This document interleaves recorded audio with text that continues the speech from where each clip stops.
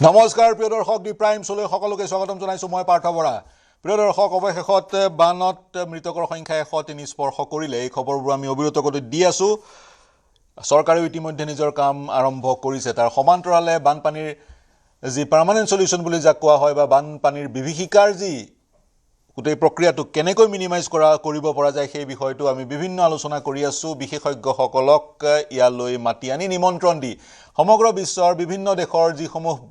Best practice আছে সেইবোৰ আমাৰ ইয়াত এডপ্ট কৰাৰ কিবা প্ৰয়োজন কিবা অৱকাশ আছে নে নাই সেই বিষয়টো আমি আলোচনা চলাই আছো অসমৰ মুখ্যমন্ত্ৰী ডক্টৰ হিমন্ত বিশ্ব শৰ্মাই কালিৰ সংবাদমেলখনতে গুৰুত্বপূৰ্ণ কথা কৈছে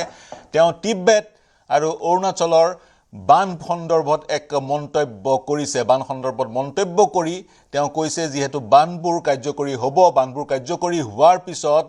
যি বানপানীৰ যেটো সিচুৱেশন বা যেটো পৰিস্থিতি সেই পৰিস্থিতিত পাৰ্থক্য আহিব কিমান যুক্তিসংগত কিমান বিজ্ঞানসন্মত মুখ্যমন্ত্ৰী গৰাকীৰ এই মন্তব্য সঁচাকৈ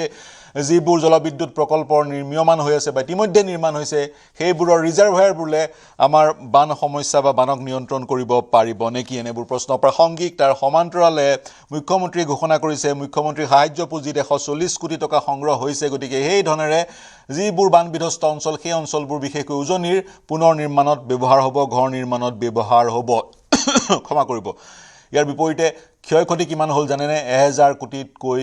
কোটি টকাতকৈ বেছি ক্ষয়ক্ষতি মুখ্যমন্ত্ৰীয়ে কৈছে বানপানী অধ্যয়ন কৰা হ'ব ইয়াৰ কাৰণ নিশ্চিত কৰা হ'ব বিশেষজ্ঞসকলে কৈ আছে নগা পাহাৰৰ যি কয়লাৰ খনন বা দিখৌ দৰিকা আদিত যি বিশেষকৈ দিখৌত যি শিলৰ খনন সেই শিলৰ খনন বানপানীৰ কাৰণ হ'ব পাৰে কিন্তু মুখ্যমন্ত্ৰীয়ে কৈছে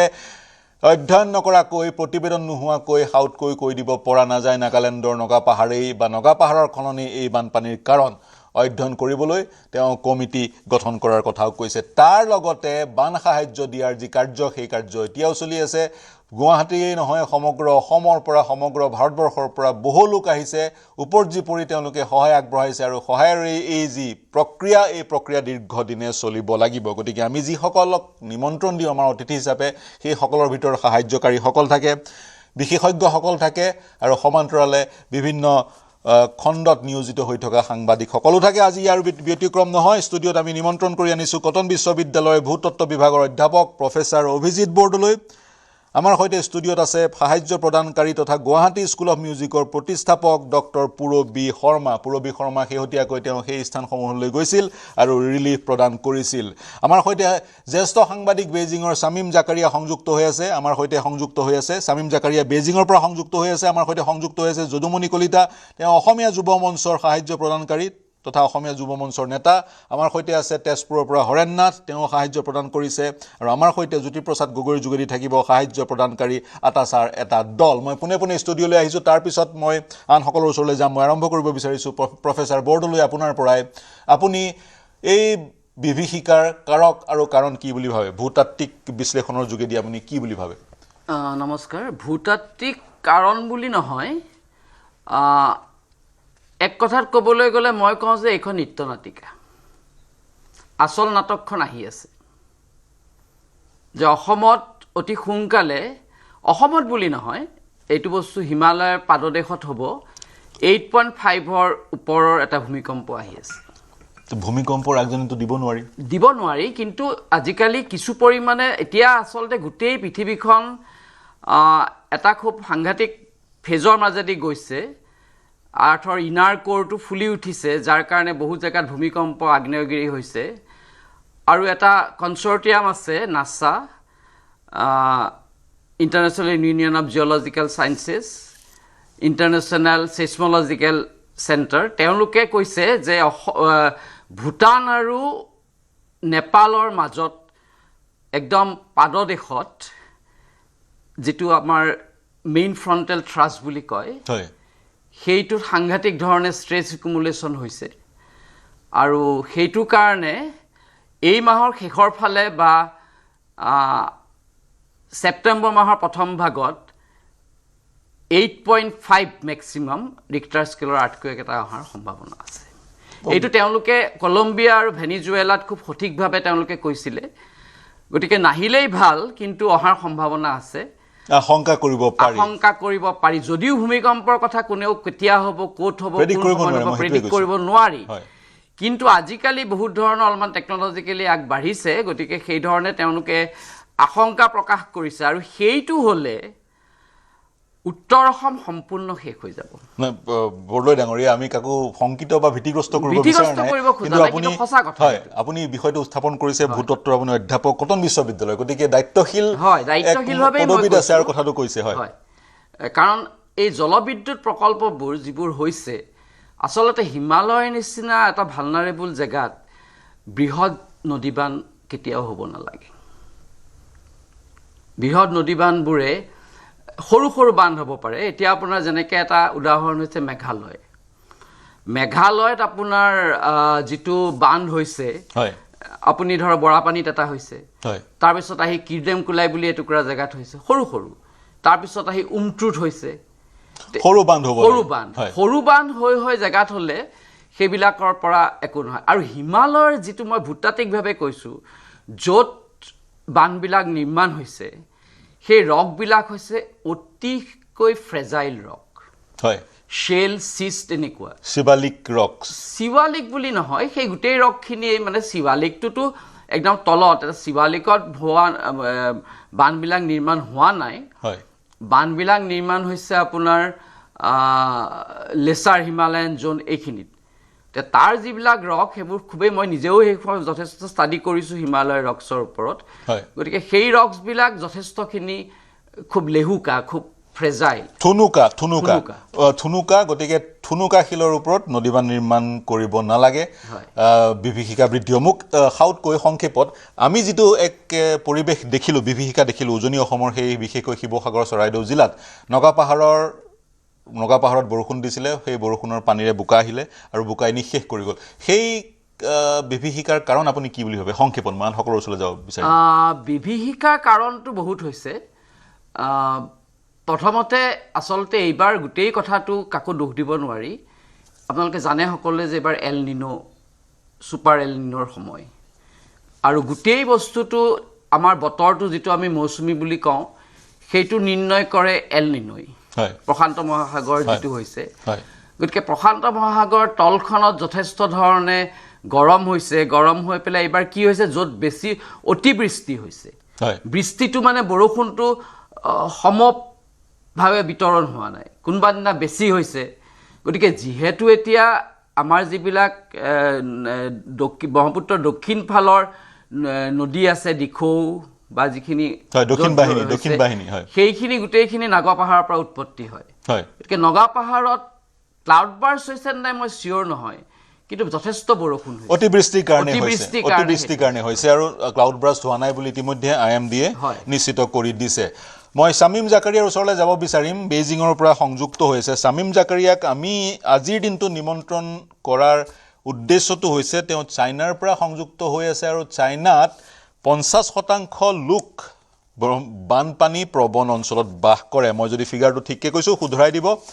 আৰু তাৰ সমান্তৰালে চাইনাই যিবোৰ নদীত ৱাটাৰ অভাৰফ্ল' হৈছিলে, সেই নদীবোৰ টেম কৰিলে, নিয়ন্ত্ৰণ কৰিব পাৰিছে। গতিকে চাইনাই বানপানীৰ খবৰ চাইনাৰ পৰা আহি থাকে, কিন্তু চাইনাই যি পদ্ধতি লৈছে, সেইবোৰ পদ্ধতি আমি লোৱাৰ অৱকাশ আছে নেকি? যিখন নৈ, ব্ৰহ্মপুত্ৰ নৈ, উপনৈবোৰে বিভীষিকাৰ সৃষ্টি কৰে, সেইখন নৈ কিন্তু তিব্বেততে উৎপত্তি হৈছে। তিব্বেতৰ পৰা অৰুণাচল হৈ, মেডক কাউণ্টিয়েদি অৰুণাচল হৈ অসমত প্ৰৱেশ কৰি সেইফালে বংগোপসাগৰত পৰিছেগৈ, বাংলাদেশ হৈ। শামীম, আপোনাৰ ওচৰলৈ যাব বিচাৰিম। কি ক'ব আপুনি? যিবোৰ প্ৰেক্টিছ চাইনাই কৰিছে, সেইবোৰ আমি ইয়াতে অৱলম্বন কৰাৰ অৱকাশ আছেনে? হয়, প্ৰথম কথা হ'ল যে চাইনাত মই যোনটো দেখিছোঁ লাষ্ট 10 yearsৰ পৰা থাকি পেলাই, প্ৰথম ইয়াতে চাৰি প্ৰকাৰে মেজৰ এৰিয়াজ মানে চাইনাই কাম কৰি পেলাই ফ্লাডবোৰ কণ্ট্ৰল কৰে। আৰু চাইনাৰ এটা ফিলচফি হ'ল যে ফ্লাডটো আনএভইডেবল, কিন্তু ডেমেজ কিমান মিনিমাম কৰিব পাৰি, কিমান মিটিগেট কৰিব পাৰি, সেইটোহে তেওঁলোকে চায়। আৰু মেইন হ'ল যে 4 এপ্ৰ'চেছ যোনটো ক'লো, মেইন প্ৰিভেনশ্যন, ফ'ৰকাষ্ট, ইনফ্ৰাষ্ট্ৰাকচাৰ আৰু এটা হ'ল ৰেপিড ইমাৰ্জেঞ্চি ৰেছপন্স, তেওঁলোকে যোনটো মবিলাইজ কৰে। আৰু এইটো একজেক্টলি কপি কৰাটো অসমত ডেফিনেটলি পচিবল নহয়, কাৰণ কি জিঅ'গ্ৰাফি বেলেগ অসমৰ, আৰু অসমৰ বিশেষটো ব্ৰহ্মপুত্ৰটো বহুত কমপ্লেক্স ৰিভাৰ, কিন্তু তথাপি কিছুমান বস্তু হয়তো ৰেপ্লিকেট কৰিব পাৰি। মেইনটো যোনটো হ'ল, মই যোনটো ক'লো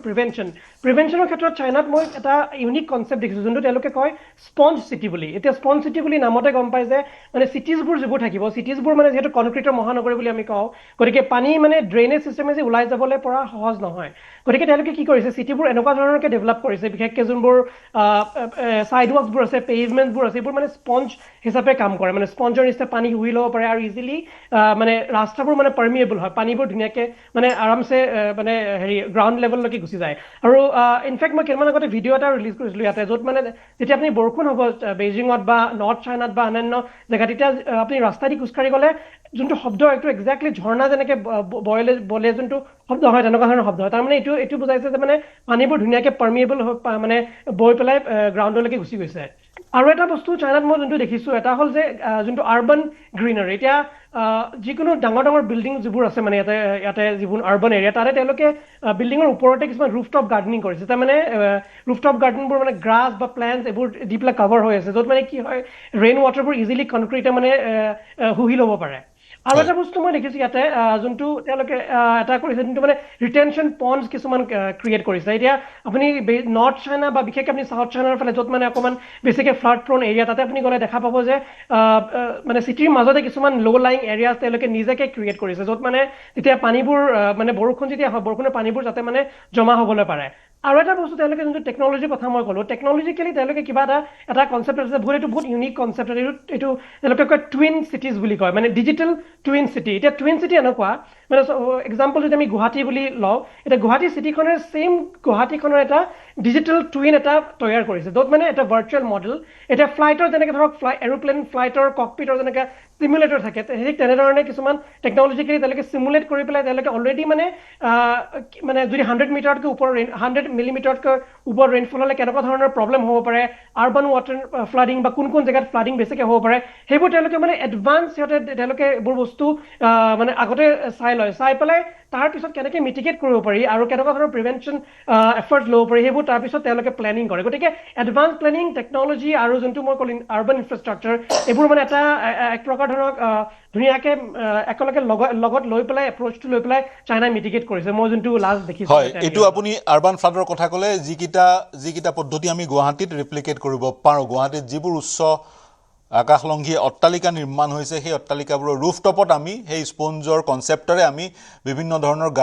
গাৰ্ডেনৰ পৰিকল্পনা কৰিব পাৰোঁ কিন্তু যিহেতু ইয়াতে কটন বিশ্ববিদ্যালয়ৰ অধ্যাপক অভিজিত বৰদলৈ ইয়াত উপস্থিত আছে তেওঁ ভূমিকম্পৰ আশংকা কৰিছে আৰু তাৰ সমান্তৰালে চাইনাই বৃহৎ নদী বান্ধ নিৰ্মাণ কৰিছে আৰু চাইনাৰ যিটো কনচেপ্ট মই পঢ়িবলৈ পালোঁ তেওঁলোকে ৰিজাৰ্ভাৰৰ যোগেদি সেই পানীবোৰ সংগ্ৰহ কৰি বান নিয়ন্ত্ৰণ কৰাৰ পৰিকল্পনা কৰে গতিকে ডেমৰ সন্দৰ্ভত আপোনাৰ কি মতামত বা ডেমৰ সন্দৰ্ভত চাইনাৰ নেশ্যনেল পলিচি কি বুলি ভাবে আপুনি হয় তেওঁলোকে এইটো আৰু এটা বস্তু তেওঁলোকে কেনেকুৱা কৰে ডেমৰ ৰিলেটেড তাৰমানে আৰু এইটো বহুত লং টাৰ্ম প্লেনিং হয় যোনটো য়াংজে ৰিভাৰ যোনটো খুব সম্ভৱ 1998 যোনটো ডাঙৰ ফ্লাইট এটা আহিছিলে তেতিয়া চাইনাই গম পাইছিলে যে এইটোৰ কাৰণে এটা লং টাৰ্ম প্লেনিং কৰিব লাগিব আৰু চাইনাই কি কৰে কিছুমান জেগা ধৰক যেনেকুৱা ধৰক নৰ্থ চাইনাৰ হাৰ্বিন যোনটো এণ্টায়াৰলি মানে নৰ্থৰ ফালে মানে হেৰি বহুত ঠাণ্ডা জেগা তাতে ৱাটাৰ ছাপ্লাই কম তেওঁলোকে কি কৰে যিবোৰ জেগাত ৱাটাৰ ফ্ল' বেছি তাৰ পৰা পানীবোৰ ডাইভাৰ্ট কৰি পেলাই হয়তো ৰিজাৰ্ভাৰত তেওঁলোকে মানে জমা কৰে নাইবা যিবোৰ জেগাত অকণমান ড্ৰাই তালৈকে পানীবোৰ ডাইভাৰ্ট কৰি দিয়ে গতিকে এনেকুৱা ধৰণৰ কনচেপ্টবোৰ লৈ পেলাই তেওঁলোকে ডেমৰ এইটো মানে কৰিছে আৰু তেওঁলোকে হয় ডেমৰ গোটেই প্ৰক্ৰিয়াটো তেওঁলোকে আগবঢ়াই নিছে গতিকে তেওঁলোকে যিহেতু চাইনাত যিহেতু 50% লোক বানপানী প্ৰবণ অঞ্চলত থাকে গতিকে তেওঁলোকে সেই ধৰণৰে গোটেই প্ৰক্ৰিয়াটো আগবঢ়াই লৈ গৈছে এতিয়া মই আপোনাৰ ওচৰলৈ পুনৰ আহিম এতিয়া মই যিসকলে সাহায্য প্ৰদান কৰিছে সেইসকলৰ ওচৰলৈ যাব বিচাৰিম মই আৰম্ভ কৰিম অসমীয়া যুৱ মঞ্চৰ যদুমণি কলিতাৰ পৰাই কলিতা ডাঙৰীয়া স্বাগতম জনাইছোঁ আপোনাৰ অভিজ্ঞতা জানিব বিচাৰিম ক'ত কেনেদৰে সহায় আগবঢ়াইছে বা যি অঞ্চলত গৈছে সেই অঞ্চলবোৰৰ পৰিৱেশ কেনেকুৱা আজি চাগৈ 22-23 দিনমান হৈ গ'ল মই যদি ভুল কৰা নাই আজি 13 আগষ্ট 19 আগষ্টত এই বিভীষিকাৰ আৰম্ভ হৈছিলে আৰু আমি খবৰ পোৱা মতে এতিয়াও বোকাই বিভিন্ন অঞ্চলত বোকা আৰু শিৱসাগৰৰ বিভিন্ন অঞ্চলৰ পৰা পানী এতিয়াও ওলাই যোৱা নাই গতিকে কলিতা ডাঙৰীয়া কি ক'ব আপুনি হয় মই প্ৰথমতে নিউজ 18ৰ সমূহ পৰিয়ালবৰ্গলৈ অসমীয়া যুৱ মঞ্চৰ তৰফৰ পৰা ধন্যবাদ জনাইছোঁ যিহেতু আজি এই অনুষ্ঠানটোত মোক অংশগ্ৰহণ কৰিবৰ কাৰণে সুবিধা প্ৰদান কৰাৰ কাৰণে ইতিমধ্যে সমগ্ৰ অসম তথা ভাৰতবাসীয়ে অৱগত হৈছে যে উজনি অসমৰ বিশেষকৈ চৰাইদেউ যোৰহাট আৰু শিৱসাগৰ জিলালৈ হঠাৎ নাগালেণ্ডৰ পৰা নামি অহা প্ৰবল পানীৰ ফলত যি ধৰণে আচলতে খুব মানে আচলতে তাৎক্ষণিকভাৱে আমাৰ সাধাৰণ জনতাৰ ঘৰৰ ভিতৰত যেনেধৰণে আচলতে পানী বৃদ্ধি হৈছিল আৰু যাৰ বাবে আচলতে মিনিটতে বহু পৰিয়ালে আচলতে নিজৰ সা সম্পত্তিটো বাদেই নিজৰ আচলতে পৰিয়ালৰ মেম্বাৰ কেইজনক উদ্ধাৰ কৰিবৰ কাৰণে বা জীৱন্ত ৰূপত ৰক্ষা কৰিবৰ কাৰণে তেওঁলোক প্ৰস্তুত হোৱা নাছিল আৰু ইতিমধ্যে আমাৰ শিৱসাগৰ জিলাৰ কণ্টক বিহুবৰ নেপালীখুটি নাজিৰা বা শিৱসাগৰ সমষ্টিৰ বিভিন্ন প্ৰান্তত এই আচলতে আকস্মিকভাৱে অহা পানীয়ে যি প্ৰলয়ংকাৰী ৰূপ ধাৰণ কৰিলে সেই আচলতে বৰ্ণনা কৰিব নোৱাৰি ভাষাৰে আমি বৰ্ণনা কৰিব নোৱাৰো আৰু বানপানী যেতিয়া আচলতে যি সময়ত আহিছিল সেই সময়ত যিটো আতংকময় পৰিৱেশ দেখিছিলো শিৱসাগৰ বিভিন্ন ঠাইত ৰেল লাইন আচলতে পানীয়ে উটুৱাই লৈ গৈছিল বহুতৰ ঘৰ দুৱাৰ ভাঙি লৈ গৈছিল একেবাৰে তছনছ কৰি দিছিল একেটা পৰিয়ালৰে 4জনকৈ মেম্বাৰ ঢুকাই গৈছিল আৰু চন্তকৰ বগদাই গাঁৱত নৱজ্যোতি গগৈ বুলি এজন ব্যক্তি আচলতে যি কৰুণ মৃত্যু হৈছিলে আৰু আপোনাৰ ৰাতি সংযোগ বিচ্ছিন্ন হৈছে নহয় হয় নাই সেইখিনি ইতিমধ্যে আমাৰ অসমৰ ৰাইজে জানে যুৱ মঞ্চৰ তৰফৰ পৰা যি কি ধৰণৰ সাহায্য আগবঢ়োৱা হৈছে বা পৰৱৰ্তী সময়ত সংস্থাপনৰ দিশত কি পদক্ষেপ গ্ৰহণ কৰা হৈছে সেই বিষয়ে জানিব বিচাৰিম পুনৰ আপোনাৰ ওচৰলৈ গৈ যদি পুনৰ সংযোগ স্থাপন হয় আপোনাৰ ওচৰলৈ গৈ যেতিয়া বিভীষিকাৰ কথা অৱগত হৈছিল আমাৰ আচলতে নিজৰ খুব কঁপি উঠিছিল অসম যুৱ মঞ্চৰ শিৱসাগৰ জিলা সমিতি আৰু শিৱসাগৰ জিলা সমিতিৰ অন্তৰ্গত বিভিন্ন আঞ্চলিক সমিতিয়ে আমি তাৎক্ষণিকভাৱে আমাৰ শিৱসাগৰ জিলাৰ বিভিন্ন প্ৰান্তত কণ্টক বিহুবৰ নেপালীখুটি আপোনাৰ বগদাই গাঁও মই আপোনাৰ ওচৰলৈ আহিম যদুমণি কলিতা ডাঙৰীয়া আপোনাৰ ওচৰলৈ আহিম সংযোগ বিচ্ছিন্ন হৈছে মই ষ্টুডিঅ'লৈ আহিব বিচাৰিছোঁ ষ্টুডিঅ'ত আছে আমাৰ সৈতে উপস্থিত আছে ডক্টৰ পূৰবী শৰ্মা আপোনাৰ অভিজ্ঞতাৰ কথা কওক বা অনাগত সময়ত কি পৰিকল্পনা কৰিছে চাওক প্ৰথমতে আমি ৰেস্কিউ কৰিলোঁ তাৰপিছত তেওঁলোকক যি অংগ তেওঁলোকক যি বস্ত্ৰ আৰু খাদ্যৰ প্ৰয়োজন সেইবোৰ সমগ্ৰ অসম একত্ৰিত হ'ল তেওঁলোকক প্ৰদান কৰিলে এতিয়া তেওঁলোকক সংস্থাপিত কৰাৰ সময় গতিকে আপোনালোকে কি ধৰণৰ সাহায্য প্ৰদান কৰিলে আৰু তাত গৈ কি ধৰণৰ দৃশ্য দেখিলে আৰু সেই দৃশ্যৰ আধাৰত অনাগত সময়ত কি পৰিকল্পনা কৰিছে হয় আমি গ'লোঁ প্ৰায় 15 দিন পিছত বান বিভীষিকাৰ 15 দিন পিছত কিন্তু গৈও খুব দুখ লগা পৰিস্থিতি আমি দেখিলোঁ ভিতৰৰ গাঁওসমূহত এতিয়াও মানুহবিলাকে খুব দুৰ্দশাগ্ৰস্ত হৈ আছে আমি টিভিত বা আমি বিভিন্ন মাধ্যমত যি ধৰণে ভিডিঅ' বা ফটো দেখিছোঁ তাতকৈ বেছি দুখ লগা পৰ্যায়ত মানুহখিনি আছে আৰু পৰ্যায়ক্ৰমে মানুহৰ প্ৰয়োজনো সলনি হ'ব এটা সময়ত যেনেকৈ এসাঁজ ভাতৰ কাৰণে বা পানীৰ প্ৰয়োজন হৈছিলে লাহে লাহে কাপোৰ বা আচবাবৰ দৰকাৰ হ'ব পঢ়া শুনাৰ দৰকাৰ হ'ব আমি যেতিয়া গৈছিলোঁ আমি পশু খাদ্য লৈ গৈছিলোঁ কাৰণ দেখিছিলোঁ তাৰে গৰুবিলাক বা ছাগলীবিলাকৰ অৱস্থা খুবেই দুখ লগা হৈ গৈছিলে যিহেতু ৰিলিফ হিচাপত বহুখিনি মানুহ গৈছে এইবাৰ কিন্তু দেখিছোঁ যে কোনেও কাৰোৱে ৰখি থকা নাই সকলো মানুহে নিজৰ ফালৰ পৰা ওলাই আহিছে আৰু তেনেকুৱা আমি সৰু সৰু সংস্থা আমি যেনেকৈ গুৱাহাটী স্কুল অফ মিউজিকৰ ফালৰ পৰা গৈছিলোঁ তেনেকৈ সৰু সৰু কিছু সংস্থা বহুতেই আহিছে আগবাঢ়ি কিন্তু পশু খাদ্যৰ অলপ অভাৱ দেখা পাইছিলোঁ ৰাস্তাৰ ওপৰতে ভালেখিনি গৰু ছাগলী দেখা পাইছিলোঁ আৰু তেওঁলোকে কিন্তু বেমাৰতো পৰিছে গৰু ছাগলীবিলাক কিন্তু বেমাৰতো পৰিছে গতিকে সেই তেওঁলোকৰ গৰু ছাগলীৰ চিকিৎসাৰ প্ৰয়োজন হৈ পৰিছে আৰু পশু খাদ্য দিওঁতে বহুত দুখ লগা এনেকুৱা অভিজ্ঞতা যেটো ভাবিব নোৱাৰো টোপোলাটো হাতত লৈছে আমি মল খুলি হৈ তেনেকৈ মাকৈ লৈ গৈছিলোঁ পশু খাদ্যখিনি হাতত লৈছে লৈ পেলাই কৈছে বাইদেউ নালাগে দিয়ক আমাৰ গোটেইকেইটা গৰু উটি গ'ল নহয় এজনী আহি পেলাই সুধিছে কোনোবা ডক্টৰ আহিব নেকি গৰুকেইটাৰ মোৰ গোটেইকেইটা গাভিনী গৰু বেমাৰ হৈছে নহয় তো এনেকুৱা পৰিস্থিতিৰ সন্মুখীন হৈছোঁ এতিয়াৰ প্ৰয়োজনীয় চাফ চিকুণৰ বস্তুৰ প্ৰয়োজন হৈছে আমাৰ হাতৰ পৰা ফেনাইল মানুহে কাঢ়ি নিয়াৰ নিচিনা অৱস্থা তেওঁলোকক এতিয়া চাফ চিকুণৰ বহুত দৰকাৰ হৈছে কাৰণ বহুত দুৰ্গন্ধময় পৰিৱেশ যিখন গাঁৱত আমি গৈছিলোঁ চেতিয়া সন্দিকৈ গাঁও তাৰে যিটো ঘৰ বৰ্তমান অলপমান বহিব পৰা অৱস্থাত আছিলে তেওঁলোকেই কৈছে গোটেই ৰাতি হেনো কুকুৰৰ আৰু মানুহৰ চিঞৰ কিন্তু বচাব তেওঁলোকে নোৱাৰে কাৰণ চালিৰ ওপৰেৰে পানী গৈছে চিঞৰি সহায় বিচাৰি ৰাতিপুৱালৈকে আৰ্তনাদ নাই মানে হয়তো সন্মুখৰ জাৰণিত তেওঁলোকে এতিয়াও তাতে লাগি আছে মানে মৃত ব্যক্তি জীৱ জন্তু তেনেকুৱা এতিয়া দুৰ্গন্ধময় এটা পৰিৱেশ হৈছে সেইটো আমি দেখিছোঁ কোন অঞ্চল বুলি ক'লে চেতিয়া সন্দিকৈ গাঁও হয় শিমলুগুৰিৰ প্ৰায় তাৰ পৰা প্ৰায় 30 কিলোমিটাৰ ভিতৰৰ এখন গাঁও তো এতিয়া দেখিছোঁ সহায়ৰ হাতবিলাক দীঘলীয়া হ'ব লাগিব আৰু প্ৰয়োজন সাপেক্ষে সহায়বিলাক সলনিও হ'ব এতিয়া ভাত কাপোৰৰ লগতে আৰু সংস্থাপনো চিন্তা কৰিব লাগিব মোৰ এটা অভিজ্ঞতা আৰু অকমানি ল'ৰা এটাই মোৰ হাতত ধৰি পেলাই কৈছিলে হাঁহি কিন্তু নাই সৰু ল'ৰা ছোৱালীৰ মুখতো হাঁহি হেৰাই গৈছে তেওঁলোকে হাঁহিব পাহৰি গৈছে সৰু ল'ৰাজনে মোক কৈছিলে পেহী মোৰ গিটাৰখন বেয়া হৈ গ'ল নহয় তো এতিয়া যিটো মই চিন্তা কৰিছোঁ অহাকালি মই তেওঁৰ কাৰণে এখন গিটাৰ পঠাম এগৰাকী 85 বছৰীয়া বৃদ্ধ মানুহে মোক কৈছিলে আই আমাৰ একো নাথাকিল গোটেই কুইণ্টলে চাউল গোটেইখিনি গুচি গ'লগৈ আমাৰ গাঁওখন ভোগালী গাঁও কিন্তু এতিয়া আমাৰ খাবলৈ একো নাই মই তেওঁক কৈছিলোঁ যে ককা মন বেয়া নকৰিব, অকণমান ৰ'দ ওলাইছে নহয়, ভাল হ'ব ৰ'ব। তেওঁ আতংকিত হৈ কৈছে নাই নাই ৰ'দ নালাগে, কাৰণ ৰাতিপুৱা ৰ'দ দিলে ৰাতিলৈ বৰষুণ দিব, এইবাৰ বাচিলোঁ অহাবাৰলৈ নাবাচিম। তো এনেকুৱা ধৰণৰ বহুত দুখ লগা অভিজ্ঞতা কিছুলৈ উভতিছোঁ আচলতে। হয়, মই পুনৰ আপোনাৰ ওচৰলৈ আহিম। শেষৰটো যিটো মন্তব্য, শংকা তেওঁলোকে কৰিছে বা শংকা সদায় থাকিব, কাৰণ এইবাৰ বানপানী হৈছে, এইবাৰ এই ধৰণৰ অতিবৃষ্টি হ'ল, অহাবাৰলৈ নহ'ব তাৰ কোনো কাৰণ নাই, অহাবাৰলৈ তেনেধৰণৰ অতিবৃষ্টি হ'ব পাৰে। গতিকে আমি কেনেকৈ প্ৰস্তুত হ'ম, কেনেকৈ এই ক্ষয় ক্ষতি মিনিমাইজ কৰিম, বা য'ত তেনেধৰণৰ বিভীষিকা পুনৰ হ'ব পাৰে সেই অঞ্চলবোৰক আমি পৰিহাৰ কৰি য'ত তেনেধৰণৰ পানী নুঠা যিবোৰ স্থান আছে সেই স্থানবোৰত গৃহ নিৰ্মাণ কৰাটোৰ প্ৰয়োজনীয়তা, অৰ্থাৎ ফ্লাড প্লেইন জনিঙৰ প্ৰয়োজনীয়তা আছে। ফ্লাড প্লেইন জনিং নকৰাকৈ যদি ঘৰবোৰ পুনৰ নিৰ্মাণ কৰোঁ, পুনৰ সেইবোৰ ঘৰ বোকাত পোত যোৱা বা পানীত উটি যোৱাৰ পূৰ্ণ সম্ভাৱনা আছে। মই ৰখাই দিছিলোঁ যদুমণি কলিতা ডাঙৰীয়া, আপোনাৰ বক্তব্যটো সমাপ্ত কৰিবলৈ আপোনাৰ অনুৰোধ জনালোঁ। সংযোগ বিচ্ছিন্ন হোৱাৰ কাৰণে ৰখাই দিছিলোঁ। সাহায্যৰ দিশটো কওক, আৰু অনাগত সময়ত কি ধৰণৰ সাহায্যৰ পৰিকল্পনা সেই বিষয়ে কওক। হয় হয়, আমি শিৱসাগৰ জিলাৰ বিভিন্ন প্ৰান্তত আপোনাৰ চন্তক, বিহুবৰ, নেপালীকুটি, বেতবাৰী, শুকান পুখুৰী,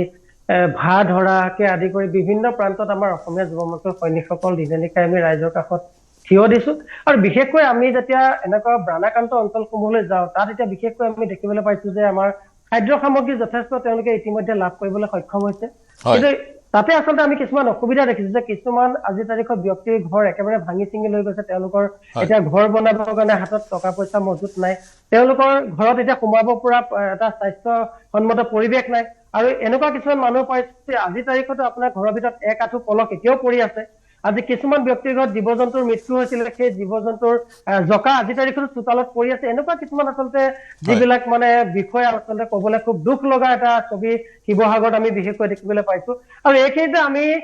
অসমৰ বিভিন্ন দল সংগঠন, হৃদয়বান লোক বা চৰকাৰকো আমি ধন্যবাদ জনাইছো, যিহেতু যেনেকে নহলেও সকলোৱে উজনিৰ পৰা নামনিলৈকে আমাৰ বিভিন্ন হৃদয়বান লোক আহি পেলাই শিৱসাগৰ, যোৰহাট, চৰাইদেউৰ বিভিন্ন প্ৰান্তৰ ৰাইজৰ কাষত থিয় দি তেওঁলোকে বিভিন্ন কোনোবাই সেয়া দৃশ্য আমি দেখিছোঁ। কলিতা আপোনাক ৰখাইছোঁ, পুনৰ সংযোগ স্থাপন হ'লে আপোনাৰ ওচৰলৈ যাম। মই জ্যোতিপ্ৰসাদ আপোনাৰ ওচৰলৈ গৈছোঁ, আপোনাৰ সৈতে কিছু লোক সংযুক্ত হৈ আছে, তেওঁলোকৰ সৈতে কথা পাতিব বিচাৰিম। জ্যোতিপ্ৰসাদ। নিশ্চয়কৈ পাৰ্থ, মই আছোঁ আচ্ছা কেইজনমান বিষয়ববীয়া সৈতে, কিন্তু প্ৰথমতে মই কৈ ল'ব বিচাৰিছোঁ যে মৰিয়নিত যিটো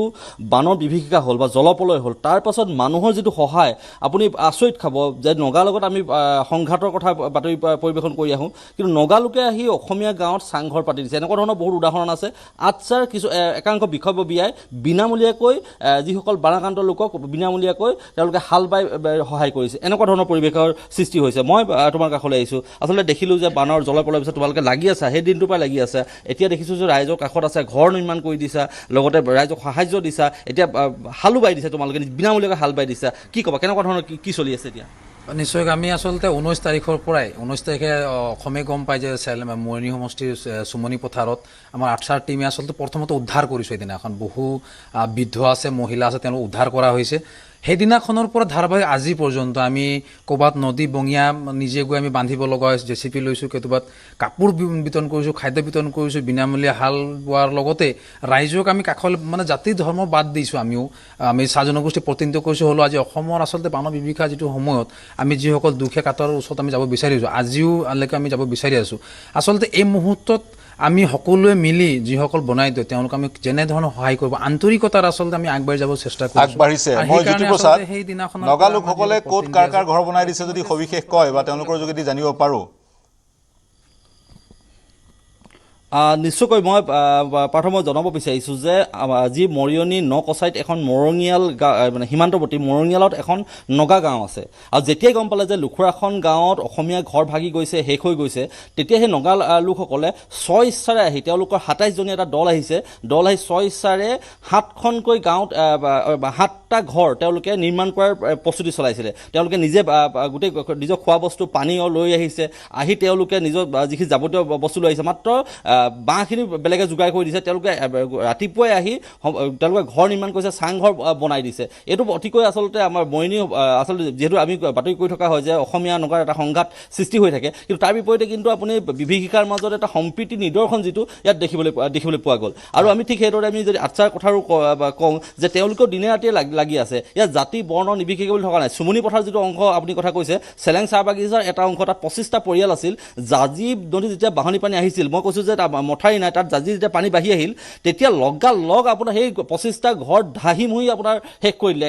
মুঠতে কোনো ঘৰ তাত চিন মুকাম নাইকিয়া কৰি দিলে। এতিয়া তাত এটা ভাল কথা, তাত আচ্ছাৰ নেতৃত্বই এতিয়া তাত যথেষ্টখিনি উদ্ধাৰ অভিযান চলাই এতিয়া গৃহ নিৰ্মাণ কৰি আছে। তাত যি বিটুৱে তাত কেইবাটাও গৃহ নিৰ্মাণ কৰি আছে, আৰু সেই যিসকল নিৰ্মাণ কাৰ্যত জড়িত থকা লোকসকল তোমালোকে খাদ্য খুৱাই আছে তাত। নিশ্চয় আমি বেছিতো নহয়, তেওঁলোকক ধন্যবাদ জনাইছোঁ। আদৰণি জনাৰ লগতে আমি দুপৰীয়া যিটো দুপৰীয়া সাজত আমি চেষ্টা কৰিছোঁ সকলোৱে তেওঁলোকক যাতে আমি খুৱাব পাৰোঁ, কাৰণ তেওঁলোকে ইমান দূৰৰ পৰা আহি যেতিয়া আমাৰ ঘৰসমূহ সজাই দিছে, আমি যেনেধৰণৰ পাৰোঁ তেওঁলোকক সহায় কৰিব, কাৰণ প্ৰত্যেক মুহূৰ্তত আমি থিয় হ'লেও তেওঁলোকৰ লগত থাকিছোঁ সদায়। আৰু প্ৰত্যেকটা মুহূৰ্ততে আমি এতিয়া আশা কৰি আছোঁ যে প্ৰত্যেক মুহূৰ্তত কেনেধৰণে চুমনি পথাৰ মানুহবোৰ এতিয়া ক'ত আছে এতিয়া? তাতে দুটা দলং যিখন তাতে এটা আমি তম্বু বনাই, যেতিয়া 19 তাৰিখে হৈছে, 20 তাৰিখে থাকিলে 21 তাৰিখৰ পৰা 2খন তম্বু মই দুটা জেগাত বনাই দিছোঁ। সেই তম্বুত তেওঁলোকে থাকি আছে। তোমালোকে বনাই দিছে সেইটো? আমি তম্বু বনাই দিছিলোঁ। আৰু খোৱা বস্তু অনেক ৰাইজ, অনেক মানুহ আহিছে কাপোৰ কানি, আৰু আমি কাপোৰ কানি খোৱা যিমান পাৰিছোঁ মানে ধাৰাবাহিকভাৱে আমি চেষ্টা চলাই আছিলোঁ আজিলৈকে। শিৱা, কি ক'বা, কেনেকুৱা ধৰণৰ পৰিৱেশ দেখিছা? চুমনি পথাৰ আটাইতকৈ বেছি ক্ষতিগ্ৰস্ত হোৱা এটা অঞ্চল লুকুৱাখনৰ পিছতে। নিশ্চিতকৈ ক'ব লাগিব যে যোৰহাট জিলাৰ আটাইতকৈ মানে বানে বিভীষিকা সৃষ্টি কৰা এটা মানে গুৰুত্বপূৰ্ণ জেগা বুলি ক'ম, স্পৰ্শকাতৰ জেগা যিটো চেলেং চুমনি পথাৰ। আচলতে সেইদিনাখন মই নিজেও সেই জেগাডোখৰত উপস্থিত আছোঁ। আচলতে সেই জেগাটোত যেতিয়া জাজি নৈৰ বাঢ়নি পানীয়ে যেতিয়া জলস্তৰ যেতিয়া ক্ৰমান্বয়ে বাঢ়ি আহিছিলে, তেতিয়া প্ৰত্যেকটা ঘৰৰ মধ্যচৰ ওপৰেদি মানে পানী পাৰ হৈ গৈছিলে, আৰু নিজ চকুৰে চাই থাকোঁতে প্ৰত্যেকটা ঘৰ মানে এটা এটাকৈ পানীয়ে উটুৱাই লৈ গৈছিলে। আৰু সেই মুহূৰ্তত মই কিবা প্ৰকাৰে আচলতে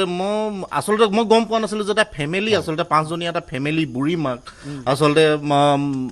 মানে মানসিক ৰোগী মহিলাগৰাকীও তাত আচলতে ট্ৰেপ হৈ আছিলে সেই ঘৰটোত। আৰু তেওঁলোকে ভীমকলৰ গছৰ ওপৰত আচলতে মানে সেই দৃশ্যটো দেখিলে আচলতে চকুৰ মানে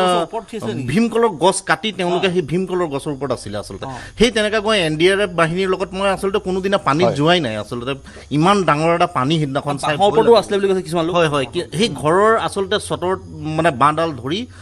ছোৱালী এগৰাকী আচলতে তেওঁ ধৰি ৰখি আছিলে। আচলতে পানীয়ে যেনেকৈ পানীৰ ওপৰত, কিন্তু মাটিত নাই, কিন্তু মাটিত তেওঁ ভৰি থকা নাই, কিন্তু ওপৰত ৰখি আছিলে। আৰু মানে আমাৰ খুব বেছি যদি 15-20 মিনিট সময়, যদি 10-15 মিনিট সময় যদি আমাৰ দেৰি হ'লহেঁতেন, ঘৰে চৰে তেওঁলোকৰ লৈ গ'লহেঁতেন সেই ফেমিলিত। জ্যোতিপ্ৰসাদ, তেনেধৰণৰ বিভিন্ন দৃশ্য আমি কেৱল যোৰহাটেই নহয়, বিভিন্ন অঞ্চলত, শিৱসাগৰ, চৰাইদেউত বিভিন্ন তেনেধৰণৰ দৃশ্য দেখিছিলোঁ। আৰু যিসকল আটাচাৰ সদস্য আছে বা নেতা আছে, তেওঁলোকৰ সদৃশ বহু লোকে বানত বিধ্বস্ত হোৱা লোকসকলৰ জীৱন বচাইছে, আৰু জীৱন বচোৱা সেইসকল লোকক আমি আগবঢ়াই আনি অসমৰ ৰাইজৰ সৈতে চিনাকি কৰি দিয়াৰ প্ৰয়াস কৰিছোঁ। মই আৰু আন এগৰাকী আছে মোৰ সৈতে, তেজপুৰৰ পৰা হৰেণ নাথ ডাঙৰীয়া। আপোনাৰ ওচৰলৈ যাম। নাথ ডাঙৰীয়া, মোক শুনি আছে? হৰেণ নাথ ডাঙৰীয়া, নমস্কাৰ। হয়, নমস্কাৰ। আপুনি আপোনাৰ অভিজ্ঞতাৰ বিষয়ে জানিব বিচাৰিম, কেনেকৈ সাহায্য প্ৰদান কৰিছিল, অনাগত সময়ত পৰিকল্পনা কি? সাহায্য প্ৰদান মানে আচলতে 24 জুলাইৰ দিনা আমি সদৌ অসম ইটা ভাটা মালিক সন্থাৰ তৰফৰ পৰা 8জনীয়া এটা দল গৈ শিৱসাগৰ ইটা ভাটা মালিক সন্থাৰ সভাপতি নাৰায়ণ চুতীয়াদেৱৰ তত্বাৱধানত হয় সোণাৰী, চাফৰাই, গেলেকী, আমগুৰি, হাঁহচৰা, জাজি, কণামুখৰ টিপমীয়া, আৰু শেষত আহি বেতবাৰী নআলিত সাহায্য বিতৰণ কৰি আমি ঘূৰি আহিলোঁ। আহি সেইখিনি যথেষ্ট নাছিলে। আহি আমি যোৱাকালি আকৌ এটা সাহায্য লৈ গ'লোঁ। সাহায্য অসমৰ ইমূৰৰ পৰা সিমূৰলৈ সকলোৱে সাহায্য দিছে, কিন্তু আপোনালোক ইটা ভাটাৰ সৈতে জড়িত, কলিতা ডাঙৰীয়া, নাথ ডাঙৰীয়া, গতিকে ঘৰ নিৰ্মাণ কৰিবলৈ ইটাৰ প্ৰয়োজন হ'ব। গতিকে ইটাৰে সাহায্য প্ৰদান কৰাৰ কিন্তু অৱকাশ আছে আপোনালোকৰ ঘৰ নিৰ্মাণৰ ক্ষেত্ৰত? যিসকল লোকে ঘৰ নিৰ্মাণ কৰিব লাগিব, নিশ্চয় আছে। ইটা দিয়াৰ পৰিকল্পনা কৰিছে নেকি? হয়, নাই, নিশ্চয় আছে। ইটা দিয়াৰ সদ্যহতে পটককৈ এতিয়া যিহেতু আমাৰ ডিষ্ট্ৰিক্ট আছে, অল আছাম আছে, বা চৰকাৰৰ যদি তেনেকুৱা আমাৰ হালৈ সঁহাৰি আহে বা তেনেকুৱা যদি বিষয় আলোচনা কৰে যে ইটা ভাটা সন্থাই এই দুৰ্যোগৰ সময়ত কেনেকে চৰকাৰক সহায় কৰে বা কেনেকুৱা ধৰণে কি হয় তেনেকুৱা এটা পৰ্যায় বা আলোচনা আহিলে আমি নিশ্চয় তাত আমি আলোচনা মৰ্মে জনাম হয় কিন্তু ইয়াত দুটামান মানে বৰ জৰুৰী মই মোৰ নিজৰ অনুভৱ ক'ব বিচাৰিছো হয় ডাঙৰ সমস্যা হৈছে বানত যিসকল পীড়িত হোৱা লোক কিছু লোক নিজৰ ঘৰ দুৱাৰ বনোৱা বা চাফা কৰাৰ সলনি সেই চাফা কৰা মানে হেৰিটো মনৰ পৰা আঁতৰি এই সাহায্য বা এই মানুহ গ'লে টকা পইচা বিচৰাৰ হেৰিটো প্ৰৱণতাটো বেছি গ্ৰাস কৰিছে হয় এইটো একদম বাৰুকৈ অনুভৱ কৰিলো হয় যিটো জেনেৰেলাইজ বস্তু মানে হিতাধিকাৰী মানে বনোৱা নিচিনাহে মানে একদম মানে জেনেৰেল পিপুল সকল হয়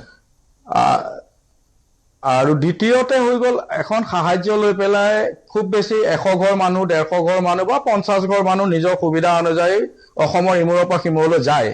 হয় কিন্তু তাত গৈ পেলাই কাক দিব সেই পৰিচালনাটো আচলতে ডিষ্ট্ৰিক্ট এডমিনিষ্ট্ৰেটিভৰ এটা জৰুৰী আছিল 3খন জিলাৰ যে বান সাহায্য লৈ অহা গাড়ীখিনি এটা জেগাত ৰাখি কোন গাড়ী কৰাৰ খুবেই প্ৰয়োজন আছিলে সেইটো নকৰাৰ বাবে গাড়ীখিনি প্ৰচাৰ মাধ্যমৰ দ্বাৰাই হওক বা ইউটিউবাৰৰ পৰিচালনাতে হওক বা কাৰোবাৰ পৰিচালনাতে হওক য'ত বেছি প্ৰচাৰ হ'ল তালৈ গ'ল ললো আৰু যিসকল সংযোগ বিচ্ছিন্ন হৈছে আপোনাৰ হয় মই ললো নাথ ডাঙৰীয়া আপোনাৰ পইণ্টটো ললো মই পদ্ধতিগতভাৱে বিতৰণ হ'ব লাগিছিলে কিন্তু যিসকলৰ ঘৰ বানত বিধ্বস্ত হৈছে বা বানাক্ৰান্ত যিসকল লোক তেওঁলোকৰ মানসিকতা আমি উপলব্ধি কৰিব নোৱাৰোঁ কোনোবাই কয় পুৱাই পাইছে আৰু যিসকলক বেছিকৈ প্ৰয়োজন তেওঁলোকে পোৱা নাই বুলি কিন্তু আমি সৰলীকৰণ কৰি তেওঁলোকে সাহায্য ল'বলৈ হেঁতা উপৰা কৰিছে বা ঘৰবোৰ পৰিষ্কাৰ কৰাত তেওঁলোক নিমজ্জিত হোৱা নাই বুলি সৰলীকৃতভাৱে এক মন্তব্য কৰাটো আমাৰ দৃষ্টিত গ্ৰহণযোগ্য বা অনুচিত আমিও সেই অঞ্চললৈ গৈছিলোঁ সেই অঞ্চলৰ লোকৰ বানৰ বিভীষিকা আমি পৰিলক্ষিত কৰিছোঁ সমগ্ৰ অসম উঠি গৈছে সাহায্য প্ৰদান কৰিবলৈ হয় ডিষ্ট্ৰিক্ট এডমিনিষ্ট্ৰেশ্যন বা ডেপুটি কমিশ্যনাৰ কেইজনে এটা হেল্পলাইন নাম্বাৰ মুকলি কৰিব লাগিছিল পদ্ধতিগতভাৱে সমগ্ৰ অসমৰ পৰা যিবোৰ সাহায্য আহিছে সেইবোৰ সাহায্য যাতে আৰ্তজনে পাইছে সেয়া নিশ্চিত কৰিব লাগিছিলে কিন্তু আজিৰ তাৰিখত সেই সকল লোকক আমাৰ প্ৰয়োজন আজিৰ তাৰিখত প্ৰয়োজন অহা কেইবা বছৰো তেওঁলোকক আমি সহায় আগবঢ়াই গৈ থাকিব লাগিব বিভিন্ন ধৰণে কাৰণ বিভিন্নজনে কয় শিৱসাগৰ প্ৰায় 20 বছৰমান পিছুৱাই গ'লগৈ গতিকে তেনে ক্ষেত্ৰত তেওঁলোকক আত্মসন্মান তেওঁলোকৰ আঘাত নোহোৱাকৈ তেওঁলোকক আমি সহায় আগবঢ়াই যাব লাগিব মৰ্যাদা হানি নকৰাকৈ তেওঁলোকক আমি সহায় আগবঢ়াই যাব লাগিব আজিৰ তাৰিখত মন কৰিব অসমৰ কোনো স্থান নিৰাপদ নহয় কালি শিৱসাগৰত বানপানী হৈছে কাইলৈ তেজপুৰতো তেনেধৰণৰ বিভীষিকা বিশ্বনাথ চাৰিআলিতো তেনেধৰণৰ বিভীষিকা গহপুৰতো হ'ব পাৰে তেতিয়া সেই অঞ্চলৰ ৰাইজ বিশ্বনাথ চাৰিআলি গহপুৰ তেজপুৰৰ ৰাইজেও সেই ধৰণেৰে সাহায্যৰ কাৰণে হাত পাতিবলগীয়া হ'ব পাৰে গতিকে আমি এজনে আনজনৰ সহায় হোৱাটো এই মুহূৰ্তত খুবেই দৰকাৰী মই অধ্যাপক অভিজিত বৰদলৈ আপোনাৰ ওচৰলৈ আহিছোঁ এতিয়া মই আপোনাক সুধিব বিচাৰিম ইতিমধ্যে আপুনি বৰ গুৰুত্বপূৰ্ণ আৰু এটা মন্তব্য কৰিছে বিশেষকৈ ভূমিকম্পক লৈ আন বিষয়বোৰ জানিব বিচাৰিম এতিয়া নদীৰ বুকুত শিল থাকিবই শিল থাকে আৰু বিশেষজ্ঞৰ মতে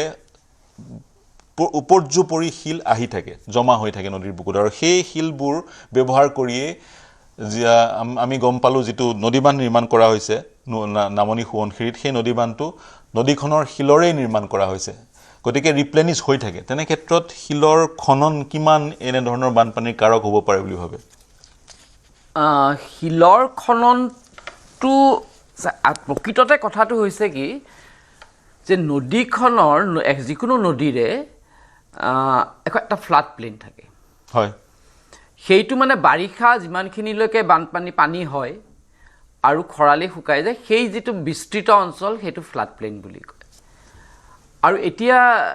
সমীম তেখেতে কৈ গৈছে যে চীনত তেওঁলোকে কি কৰিছে যে চীনত তেওঁলোকে ফ্লাড প্লেইনটোক কোনো ধৰণৰ হাত দিয়া নাই হয় চ' ফ্লাড প্লেইনত কোনো ধৰণৰ ঘৰ দুৱাৰ সাজিবলৈ দিয়া নাই আৰু তাৰ বাহিৰে বাকীবিলাক জেগাত তেওঁলোকে কনষ্ট্ৰাকশ্যন বা কিবা কৰিছে তেনেকেই তেওঁলোকে নদীখন নিয়ন্ত্ৰণ কৰাৰ চেষ্টা কৰিছে আমাৰ ইয়াত কিন্তু ফ্লাড প্লেইনত বহুত ঘৰ দুৱাৰ সাজা হৈছে আৰু সেইবিলাকেই আচলতে চাওক ফ্লাড প্লেইনত বাৰিষা পানী হয় আৰু খৰালি হোৱাৰ লগে লগে দিখৌ নদীখন এনেও মানে সেই অকণমান পাহাৰীয়া নদী গতিকে পানীটো হঠাতে আগৰ পৰাও আহে হয়। দিখৌ আৰু এইফালে পাগলা দিয়া হয় এই দুইখন নদীক মানে উত্তৰ পাৰৰ পাগলা দিয়া দক্ষিণ পাৰৰ দিখৌ হয় এই দুইখন নদীত মানে একচুৱেলি ফ্লাডটো খুব কমন আজিৰ কথা নহয় হয় হঠাৎ কেতিয়া পানী আহে কোনেও নাজানে তাৰমানে অলপমান বৰষুণ ওপৰত বৰষুণ হ'লেই দুখন জেগাতে পানী আহে এইকাৰণে পাগলা দিয়া নদীৰ নামেই পাগলা দিয়া হয় হঠাতে পানী আহে আৰু সেই শিলবিলাক কি হৈছে তাৰমানে শিৱালিক অঞ্চলত যেতিয়া নদীখন আহি পেলাই পৰেহি সেই অঞ্চলটোত মানে শিলৰ সেইখিনি হয় গতিকে শিল খনন কৰিলে যে খুব এটা সাংঘাতিক এফেক্ট হ'ব মই নাভাবোঁ মানে ভূতাত্ত্বিকভাৱে সেইটো বৰ সত্য নহয় হয় লিপ্লেনিছ হৈ যাব হয় সেইখিনি নিজে হৈ যাব হয়। কিন্তু আমি মানুহে কি কৰিছোঁ যে এইবিলাক এটা আপোনাক আৰু এটা কথা ইয়াত কওঁ এইখিনিৰ লগতে প্ৰাসংগিক যে গুৱাহাটীত কি হৈছে হয় উজনি অসমতো সেই ফ্লাড প্লেইনত মানুহে কৈছে গুৱাহাটীত আচলতে গোটেই জিঅ'মৰ্ফলজিটো যদি চাই গুৱাহাটীত কিছুমান পাহাৰ আছে আৰু কিছুমান বিল আছিলে য'ত পানীটো আহি জমা হয় এতিয়া তাৰ ভিতৰতে আটাইতকৈ ডাঙৰ বিলখন হৈছে দীপৰ বিল হয় আৰু তাৰোপৰি চলা বিল এনেকুৱা বহুত বিল আছিলে আৰু আজি বহু দিনৰ পৰা মই এই চৰকাৰৰ পৰা কোৱা নাই যে এই চৰকাৰে এদিনতে একো কৰিব নোৱাৰে তেওঁলোকৰ বেছি দিন হোৱাও নাই চাওক মই এটা কথা কওঁ যে মই 1988ত জিঅ'লজি পাছ কৰিছোঁ আৰু তেতিয়াৰ পৰাই মই বহুত বাতৰি কাকতত লেটাৰ্ছ টুডে আদিতৰ প্ৰান্তিকত এই সম্পৰ্কে লিখি আছিলোঁ যে গুৱাহাটীৰ পাহাৰবিলাকত কেতিয়াও বসতি হ'বলৈ দিব নালাগে হয় আৰু গুৱাহাটীৰ যিবোৰ বিল সেই বিলবিলাক পুতি পুতি যাতে ক'তো ঘৰ সাজো কিন্তু এতিয়া দেখিছোঁ সেই বিলবিলাকৰ বেছিভাগতে মস্ত মস্ত অট্টালিকা হৈছে ফ্লেট হৈছে গতিকে গুৱাহাটীৰ বানপানী অৱধাৰিত গতিকে গুৱাহাটীত আমি নিজেই কৰিছোঁ মেন মেড হয় কিন্তু এতিয়া যদি আমি যদি পুনৰ উজনিলৈ ঘূৰি যাওঁ হয়। এতিয়া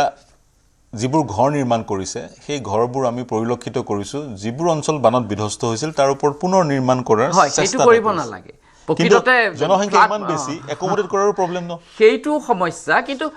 প্ৰকৃততে এটা চীনে যিটো কৰিছে বুলি কৈছে বা আমাৰ ভাৰততো বহুত জেগাত এখন চিটি বা এখন তাৰমানে হৰাইজণ্টেল এক্সপানশ্যনটো হ'ব লাগে যিটো এটা মাননীয় মুখ্যমন্ত্ৰীয়ে কৰিবলৈ গৈছে মই তেখেতক শলাগ লওঁ হয় যে তেখেতে উত্তৰ গুৱাহাটীলৈ বহুত বস্তু নিছে যাতে এখন চিটিৰ ভাৰ্টিকেল আৰু যিহেতু এইটো জ'ন 6 ইয়াত খুব সুউচ্চ অট্টালিকা সজোৱাৰ কোনো দৰকাৰ নাই হয় আপুনি জানেনে কালি ছেন ফ্ৰান্সিস্কো য'ত আটাইতকৈ বেছি ভূমিকম্প প্ৰৱণ তেওঁলোকে তাত ডুপ্লেক্সৰ বাহিৰে ঘৰে সাজিব নিদিয়ে গতিকে আমাৰ ইয়াত বস্তুটো হৈছে কি যিকোনো আমাৰ হৰাইজণ্টেল এক্সপানশ্যন টাউনখন মিৰ্জালৈকে লৈ যাওক পাৰিলে এটা উত্তৰ গুৱাহাটীলৈ লৈ গৈছে ভাল কথা ভাৰ্টিকেল এক্সপানশ্যন কেতিয়াও ভাৰ্টিকেল এক্সপানশ্যনটো বাদ দি হৰাইজণ্টেল এক্সপানশ্যন কৰিব লাগে হয়। আৰু পোনপ্ৰথমবাৰৰ বাবে এইজন মুখ্যমন্ত্ৰী দেখিলোঁ যি সেই তেনেধৰণৰ পদক্ষেপ গ্ৰহণ গ্ৰহণ কৰিছে ছেটেলাইট চিটি নিৰ্মাণৰ হয়। পদক্ষেপ গ্ৰহণ কৰিছে আমি আৰু তাৰ সমান্তৰালে সঞ্জয় হাজৰিকাৰ যিখন শেহতীয়াকৈ গ্ৰন্থ ৰিভাৰ ট্ৰেভেলাৰ তাত তেওঁ লিখিব বিচাৰিছে বা ক'ব বিচাৰিছে চাইনাই মনষ্টাৰ ডেম নিৰ্মাণ কৰিছে বুলি তাৰ প্ৰত্যুত্তৰ হিচাপে আমি ডেম নিৰ্মাণ বা জলবিদ্যুৎ প্ৰকল্প নিৰ্মাণ কৰা বা ডাঙৰ ডাঙৰ ৰিজাৰ্ভাৰ নিৰ্মাণ কৰাৰ প্ৰয়োজনীয়তা আছেনে সেই প্ৰশ্ন তেওঁ কিন্তু গ্ৰন্থখনত উল্লেখ কৰিছে তেওঁলোকৰ ডেমৰ প্ৰত্যুত্তৰ আমাৰ ডেম হয়নে সংক্ষেপত একেবাৰে সংক্ষেপত সেইটো মই ইমান ভালকৈ ক'ব নোৱাৰিম কিন্তু প্ৰকৃততে ব্ৰহ্মপুত্ৰ এখন আন্তৰ্জাতিক নদী হয় ব্ৰহ্মপুত্ৰ টিবেট মানে চাইনা ভাৰত বাংলাদেশ এইবোৰ চবতে আহিছে গতিকে সেই নদীখনত হয়তো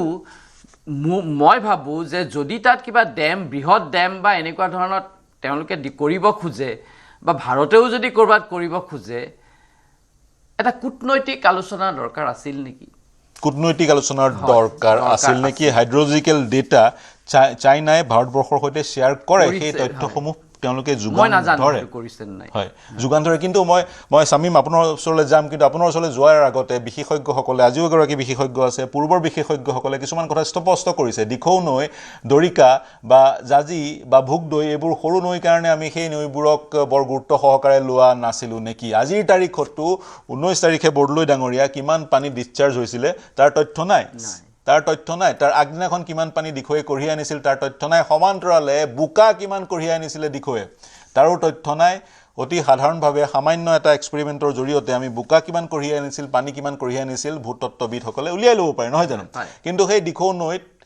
আমি সেই ধৰণৰ কোনো আৰ্লি ৱাৰ্নিং সিস্টেমো সংস্থাপিত কৰা নাছিল বুলি আমি এতিয়া জানিবলৈ পাইছো গতিকে যদিহে আমি সেই ধৰণেৰে আগবাঢ়ো কিন্তু বিভীষিকাৰ অন্ত নপৰিব আৰু ভূতত্ত্ববিদ প্ৰফেসৰ বৰ্ডলৈ কিন্তু এটা ডাঙৰ ভূমিকম্পৰ আশংকা কৰিছে যদিও বা ভূমিকম্পৰ আগজননী দিব পৰা নাযায় কিন্তু তেওঁ কিছুমান তথ্যৰে সেই প্ৰপজিশনটো আগবঢ়াইছে গতিকে সেই প্ৰপজিশনটো আমি একাডেমিক বুলি এই মুহূৰ্তত গ্ৰহণ কৰিছো একাডেমিক প্ৰপজিশন বুলি গ্ৰহণ কৰিছো মই সামিম আপোনাৰ ওচৰলৈ যাম আপোনাক সুধিব বিচাৰিম বিশেষকৈ যিখন নদীৰ কথা আমি পাতি আছো বুঢ়ালুইত ব্ৰহ্মপুত্ৰ নদীখনৰ উৎপত্তি স্থল চীন দেশ ভাৰতবৰ্ষেদি পাৰ হৈ যায় বংগোপসাগৰত পৰেগৈ বাংলাদেশ হৈ গতিকে এই নদীখনক নিয়ন্ত্ৰণ কৰিবলৈ দুইখন দেশৰ মাজত বায়লেটাৰেল ৰিলেশ্যন হোৱাৰ অৱকাশ আছে ডেফিনেটলি আৰু ইনফেক্ট এইটো বহুত হেৰি মানে ডাঙৰ পইণ্ট এটা আপোনাৰ পেনেলিষ্টে এইটো আনিছে মই ইয়াতে এটা কথা ক'ব খুজিছোঁ যে এনেকুৱা ধৰণৰ বিভিন্ন ফৰাম অলৰেডি চাইনাত আছে মই 2023 এখন ফৰাম মই এটেণ্ড কৰিছিলোঁ কভাৰ যোনটো মানে য়াংজি ৰিভাৰ চিভিলাইজেশ্যন ফৰাম বুলি কয় যোনটো চংচিঙত হয় আৰু তাৰ লগতে ইণ্টাৰনেশ্যনেল ৰিভাৰ চিভিলাইজেশ্যন ফৰাম যোনটো মানে য'ত এক্সপাৰ্টছৰ লগতে বিভিন্ন দেশৰ মিনিষ্ট্ৰিয়েল লেভেলৰ ডিছকাশ্যন হয় তো মই যেতিয়া গৈছিলোঁ এইবোৰ ফৰমত মই দেখা নাই যে ইণ্ডিয়াৰ ফালৰ পৰা কোনো পাৰ্টিচিপেশ্যন কোনোবা মানে ৰিপ্ৰেজেণ্টেটিভ আছিলে তাৰ হয়তো ডেফিনেটলি ডিপ্ল'মেটিক কিছুমান ইছ্যুজ আছে কিন্তু মই ভাবোঁ যে ধৰক এইবোৰ ইণ্টাৰনেশ্যনেল ইছ্যু যেনেকুৱা মানে যিবোৰ ধৰক নেচাৰেল কেলামিটিছবোৰ হয় এইবোৰ কোনো দেশৰ মানে এখন দেশতে যে হ'ব এইবোৰ কথা নহয় মানে গোটেই ইণ্টাৰনেশ্যনেল এইবোৰ হ'ব পাৰে গোটেই মানে বিশ্ব ব্ৰহ্মাণ্ডই এইটো এফেক্টেড হয় গতিকে ইয়াৰ সলিউশ্যনছবোৰো কিন্তু এনেকুৱা মানে গ্ল'বেলিয়ে ল'ব লাগিব গতিকে মই ভাবোঁ যে যদি এইবোৰ ধৰণৰ এনেকুৱা ফৰমছৰ ওপৰত ইণ্ডিয়া পাৰ্টিচিপেট কৰে ডেটা এক্সচেঞ্জেছ কৰে তেতিয়াহ'লে ডেফিনেটলি এটা আৰ্লি ৱাৰ্নিং চিষ্টেম ডেভেলপ কৰিব পাৰিব বা এটলিষ্ট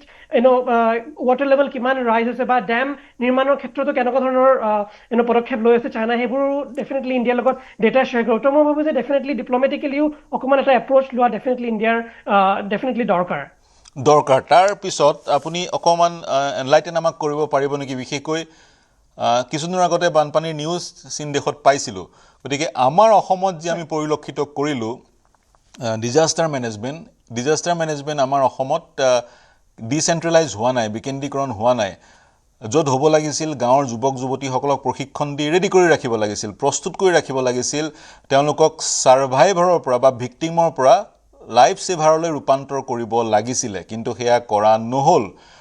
উৰিষ্যাত আমি তেনে ধৰণৰ দেখো গতিকে চাইনা ডিজাষ্টাৰ মেনেজমেণ্টটো কি দৰে তেওঁলোকে লয় বা ইন্টাৰনেটত পঢ়িবলৈ পাইছিলো যেহেতু 50% চাইনাৰ লোক বানপানী প্ৰবণ এলেকাত বাস কৰে গতিকে ফ্লাড ডিফেন্স কোৰ পিলাৰ নেশ্যনেল সিকিউৰিটি কোৰ পিলাৰ বুলি মই পঢ়িবলৈ পালো গতিকে চাইনাই ইমান সিৰিয়াসলি বিষয়টো লয় কিমান সিৰিয়াসলি বিষয়টো লয় তাৰ এই পইণ্টৰ পৰা উপলব্ধি কৰিব পাৰিছো গতিকে চাইনাৰ পলিচি আৰু ডিজাষ্টাৰ মেনেজমেণ্টত কি পদক্ষেপ লয় সেই বিষয়ে জানিব বিচাৰিম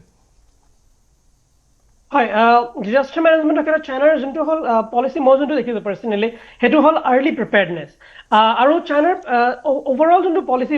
মানে ফ্লাড কণ্ট্ৰল বা ফ্লাড মিটিগেশ্যন এইটো এবছৰ বা মানে দুবছৰ বা অকল মনচুনতে কৰিব তেনেকুৱা এইটো একদম লং টাৰ্ম প্লেনিং বিশেষকৈ 1998ৰ পিছৰ পৰা যোনটো য়াংজে ডেভাষ্টেটিং ফ্লাড হৈছিলে তাৰ পিছৰ পৰা চাইনাই বহুত চিৰিয়াছলি এজ এ নেশ্যনেল পলিচি হিচাপে লয় তাৰ লগতে মেইন যোনটো এটা কথা হ'ল যে পলিচি লেভেলত তেওঁলোকে মানে বহুত বেছি গুৰুত্ব দিয়ে আৰু একদম ডিচেন্ট্ৰেলাইজ কৰি পেলাই পলিচি দিয়ে মানে এটা ডিষ্ট্ৰিক্ট আনকি ডিষ্ট্ৰিক্ট নহয় একদম চিটি লেভেলৰ মানে যোন মানে ইনচাৰ্জ থাকে